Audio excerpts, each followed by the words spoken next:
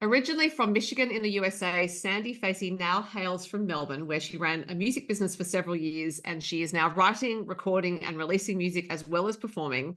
Her latest single is Next Heartbeat, which is truly lovely, and she has released other singles that I'd like to talk to her about as well. Hello, Sandee. Hello. Thank you so much, Sophie, for having me on the show. It's great to have you on. And I'd like to start by talking to you about the fact that you trained as a mezzo-soprano at the Interlochen School of Music in Michigan. That is serious business, training as a mezzo-soprano. Yeah, that was a very, very long time ago, and I did so via a scholarship. Right. So that was a very, very long time ago. And yeah, it was, lots and lots of lessons when I was younger, and so yeah. So obviously, up to that point, though, you'd been doing a lot of singing, and you sang well enough to get the scholarship. Had you thought about being a singer, or was it just that the scholarship was there to take, and you thought you'd do that? Yeah, no, actually, I was the type of person as a young child that had the microphone that was a hairbrush, and I would sing anything that was on the radio. And so it's been a lifelong passion for sure.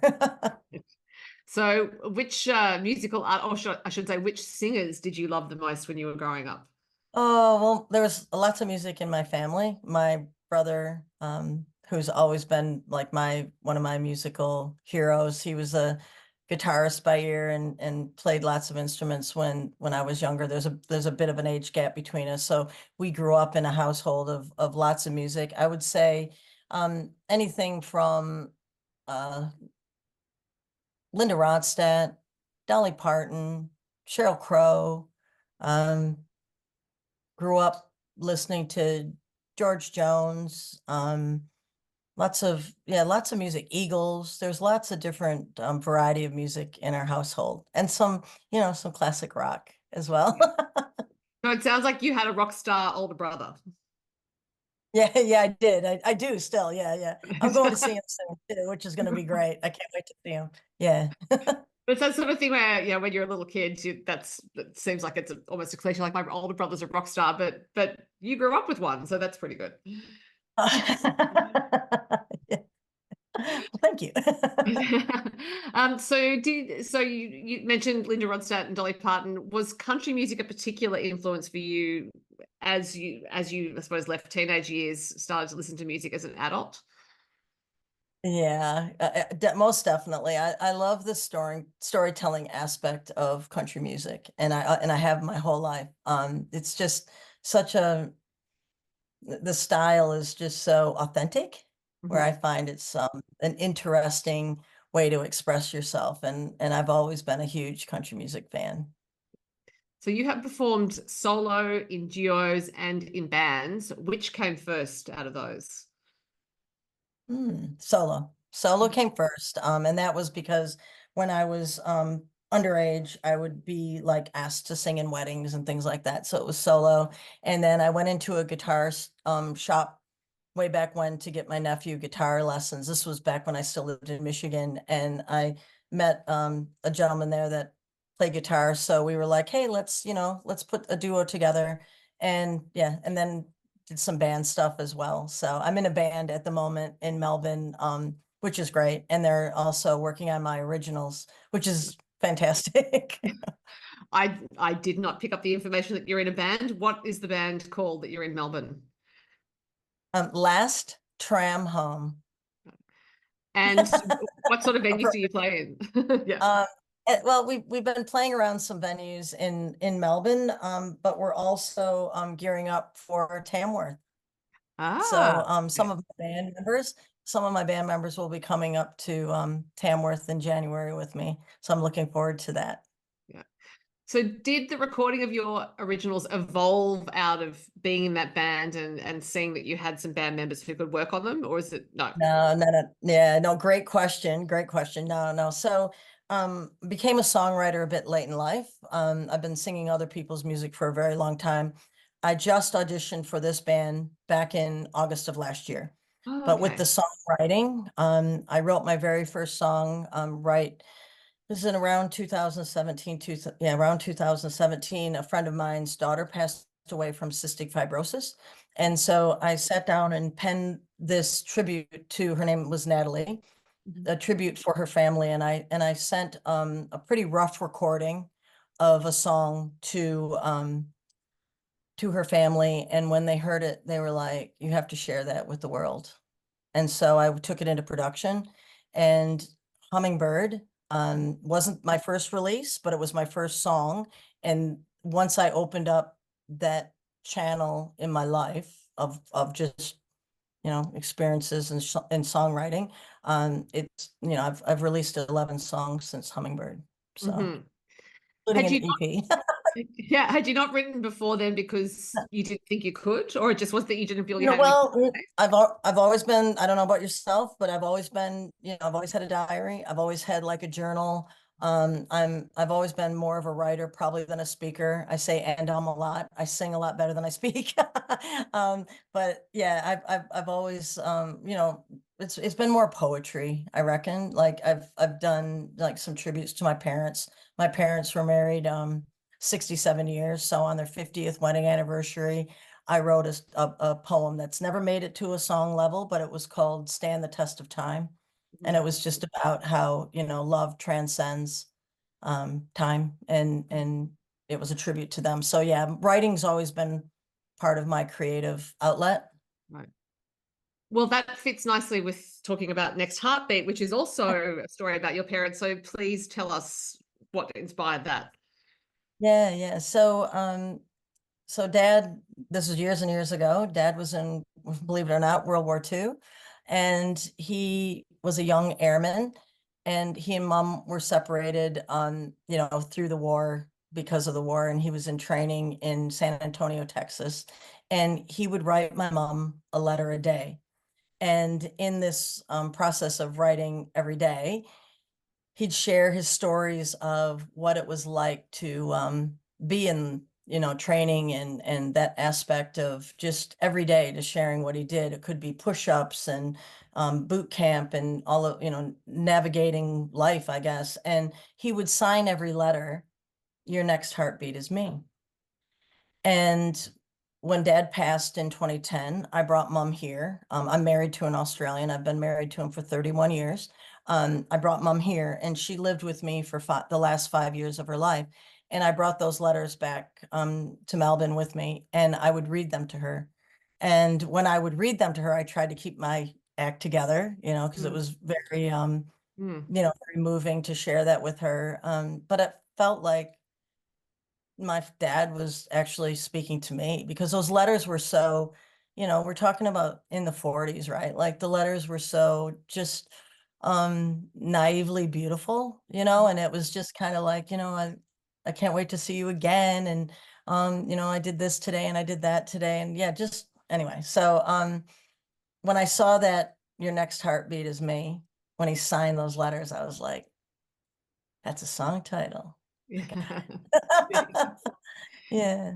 And clearly, you talked about writing poetry and writing a diary. Clearly, your father was a great writer, because in order to keep that up, one letter a day.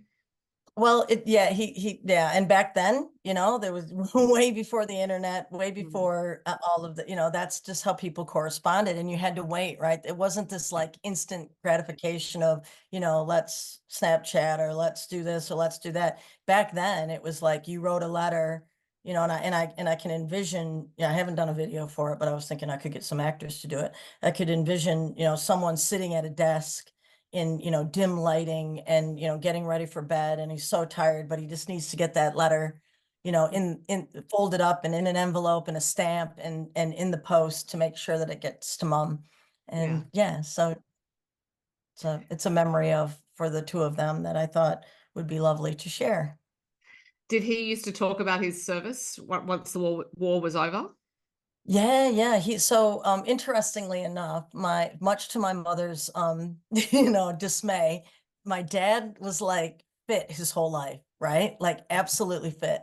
And I found going through the closet one day, a cupboard, I found one of his like airman outfits, and I made some kind of chuckle to him, like, oh, that's amazing, And he literally, and I kid you not, like showed up at my doorstep one day in his full uniform.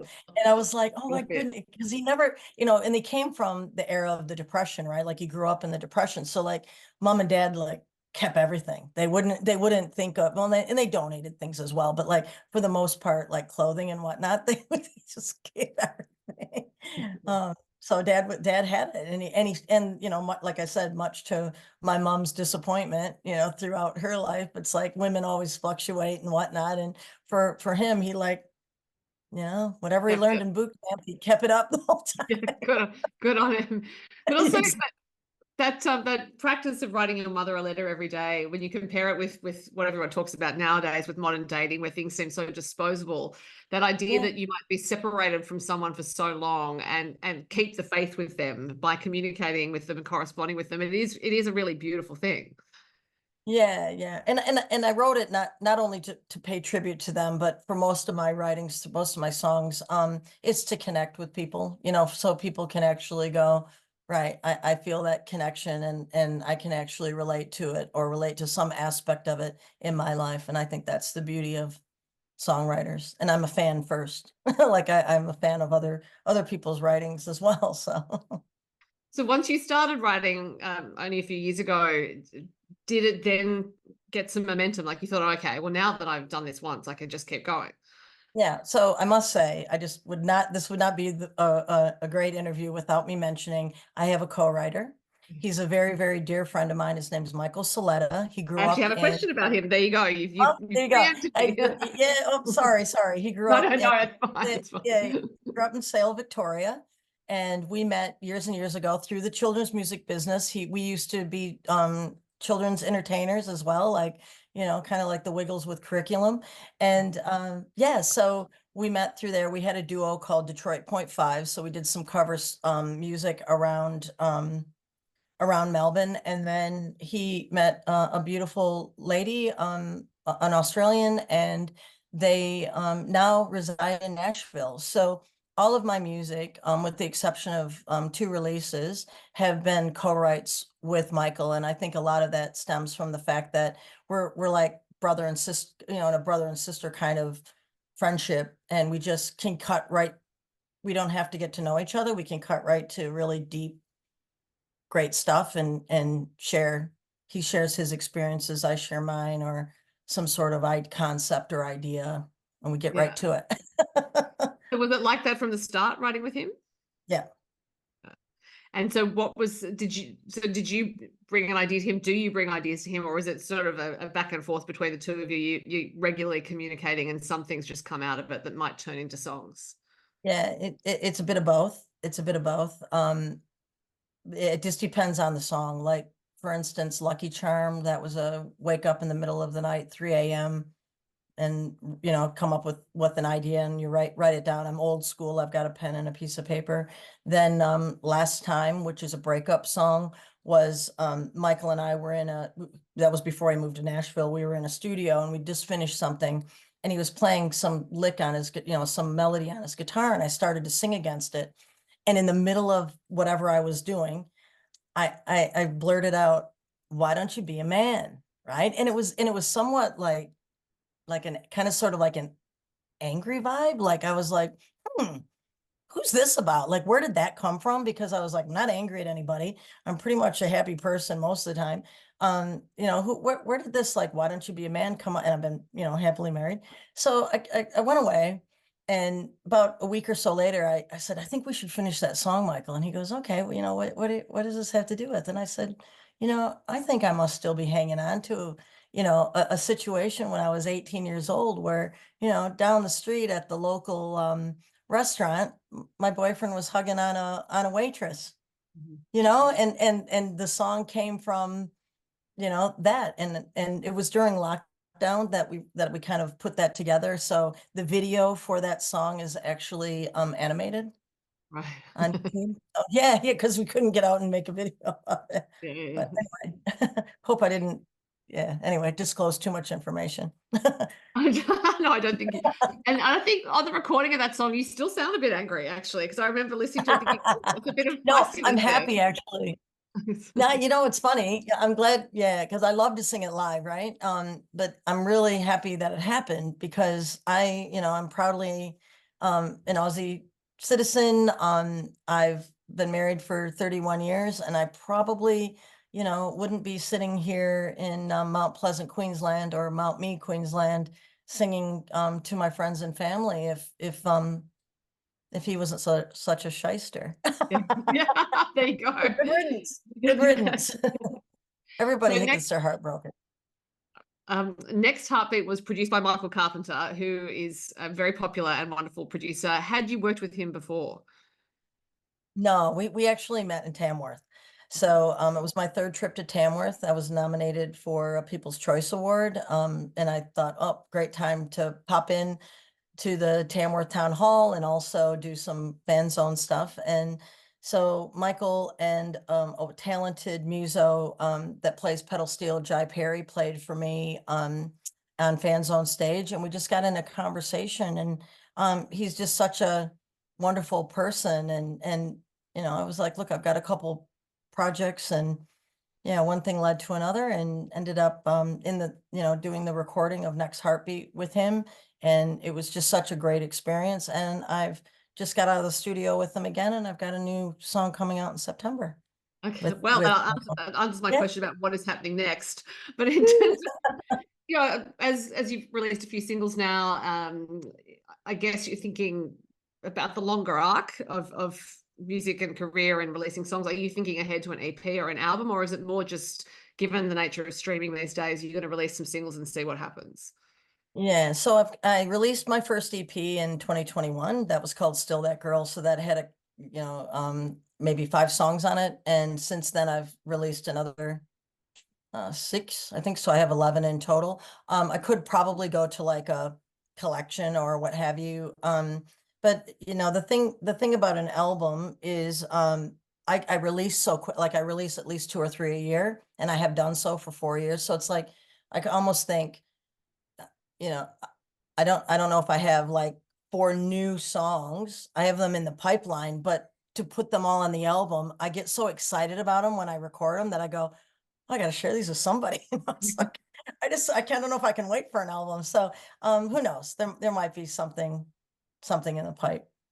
Yeah, Oh, for along that. But I'd like what I'd really like to do is, and I did a bit of that yesterday. I want to play my originals live right. as much as I can, and tell those stories and look out in the audience and, bring a tear to an eye or a smile on a face. There's nothing like it. Nothing like it. That's my sweet spot. So given that you have this band you're playing with, do you work in some originals to the sets?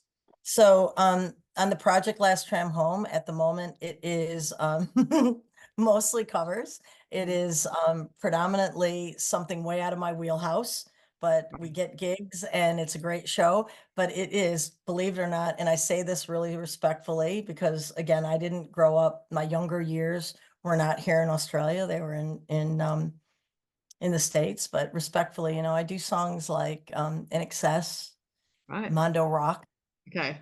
Divinals, like just some really classic, Mm, classic music, right? So I do that I'm just really grateful that I can do that. But there are guys in my band that are passionate about my originals. So we've put the project together, and its wheels are in motion, and they're already, they're like, yep, we're going to Tamworth. What are we doing? Where are we playing? So yeah. so So probably festivals or something. Yeah. given that you talked about connecting with the audience and how much you love that, is that something that you always had as a performer from the start when you were performing solo and then duos? Yeah. 100%. Yeah. And is And it, I love to mentor too. Like if I could, if there was a way that I could, what do I want to say? Just ensure that I could share my knowledge about, little tricks of making yourself, a bit more comfortable. That would be great as well. There's a lot of, because I have a bit of anxiety as well. And I like to go to venues before I perform just to like check it out so I can see, where I'm going to be and all that sort of thing. Except that just seems like a common sense thing to do, particularly if when you're the front woman, that you know, so Yeah, you get the lie of the stage and actually know how much energy you may be working with in the crowd. It's good to that, see that. that's exactly right. Yeah, yeah. You just want to make sure that like everything is y- someone once told me that performing live is problem solving, right? When you perform live, anything can happen, like your your ears, like if you wear in ears, something could go wrong or and it's just, so if you can eliminate personally and be in the moment and be in that lyric and not worry about what anybody thinks. Like I'm beyond that. Like I'm old enough not to worry about. I'm not careful what anybody thinks of me. But there was a time that I cared, right? Like there was a time where I was like, and to be able to be to help younger people understand that, you're gonna get one day you'll get to my age and you'll just look back and go, yeah, it'd be really great if you could get up on stage and not have to worry about that, if that makes sense. Yeah. Yeah. Yeah. And given that you have done a lot of performing, I'm wondering if it's almost now that you sort of live in a state of creative flow to an extent. Like you can just tap into it, well, step into it, step out of it as you need, rather than thinking of it as this big thing you have to gear up for and then gear down from. Yeah, that's exactly right. Like you just well, I think you have an opportunity. There's this creative flow that happens that you how do I want to say it? It's like this elevated energy because you're taking that flow, and I'm sure I've listened to a lot of your interviews. As a performer, you're pulling that energy from the crowd and then you're giving it to the crowd. So you're still like um yeah, there's still a lot of energy that goes around the performance, but you can harness it, I guess, in a better way rather than being preoccupied with, what's the next verse? When do I Mm. go to the bridge? If you sit in it, and then you can really start, you can tell when people are really enjoying themselves, they just let go. And it's like when you let go, everybody else in the audience is having a great time and it's boot scooting, and yeah, it's awesome. So And it's such a mysterious process. It's something we all recognize when we're at a show and things are really flowing. But as the artist, so it's not something you can reach out and say, oh, it's that color or it's that sound. It's just that I suppose it is really only experience that can train you how to work with energy. mm, yeah, I think so. And if and I do see a lot of the younger artists, they have that quality as well, that it's not inauthentic, it's authentic, which is great. And the faster you can get to that place, because people know, like if I'm singing a song to you, but I'm thinking about, what I'm going to cook for dinner, you're going to know it. You know what I mean? So it's like you just want to really the faster you can bring yourself to a state prior to getting on stage of saying, you know what, I've done everything I can do. I'm just going to go and I'm going to have the best time of my life tonight, now. Because it could be, you never know, it could be the last time you get on stage, right? So it's like you Yeah. might as well have a good time. So do you remember the very first time you ever felt like that as a performer? Where I could truly, Just be truly, present, I guess, like just in the yeah. Um, wow, that's a great question. I would probably say it was it was quite some time ago. It was at a festival. I was still in Michigan, so it would have been quite a few years back. And I was expecting my daughter. So I was pregnant, and I had like this like beautiful black like dress on, and it was a Christmas festival. And I remember being on stage singing, and it was just one of those surreal moments where I was just like, wow. I was just, yeah, it was amazing. And I think up until then, I had a lot of preoccupation, and now it's just a lot easier, I guess. yeah. Well, Next Heartbeat is the song that we have at the moment, and it sounds like there are more coming. It is a really lovely song, and listening to your other songs as well, I imagine some of this is to do Mm. with your training and some is to do with instinct, just the way you are able to convey the story through the way you sing, is really beautiful. And so I think this song is, you feel it from the time you start playing it. So for you recording it, were you feeling it every time and every take? How do you access that energy in it? Yeah, I think what happens is you have to sing it as many times as you can, especially when you're recording, right? You have to sing it as many times as you can that you get to a point where, because when I go to the bridge in that song, when I'm speaking about the fact that I can hear my father's words, my father speak when I read the words, like yeah, that I had to sing that over and over and over and over again. And then I went into the studio, sang it with emotion, but I could get through it without the tears kind of thing. And but working with somebody like, again, like Michael Carpenter, you have an opportunity to have that safe space, and that's amazing as well. And I think that you have to have a connection, not only with your co-writer, but with your producer to be able to share, who you really are, not who you think you are or whatever. So, yeah. Yeah. Well, I do feel like we hear who you really are on this song. I Um, can only imagine what it's going to be like to play it live, but well, it sounds like, I did yesterday. oh, how was that? Yeah, so through the Festival of the Small Halls, I was up here in Mount Mee. So this was kind of, I'll just take you back through here real quickly. So my mother-in-law lives on Mount Mee in Queensland, which is north of Brisbane.